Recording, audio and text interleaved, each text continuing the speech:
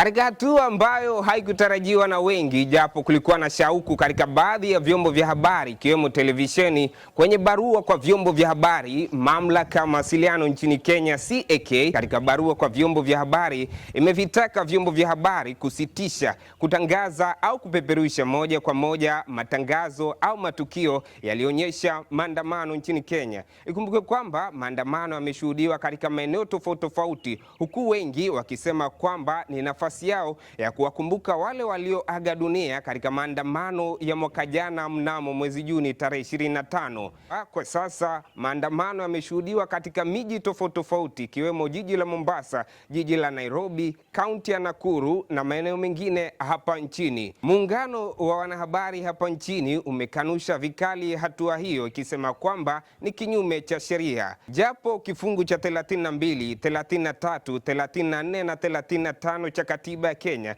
kimevipa vyombo vya habari uhuru wa upeperushaji, kwa upande mwingine mamlaka ya mawasiliano imesema kwamba ni kinyume cha sheria kupeperusha moja kwa moja maandamano ambayo yanaonyesha hali ya vurugu na huenda yakachangia hali ya taharuki nchini Kenya. Samson Mwazua,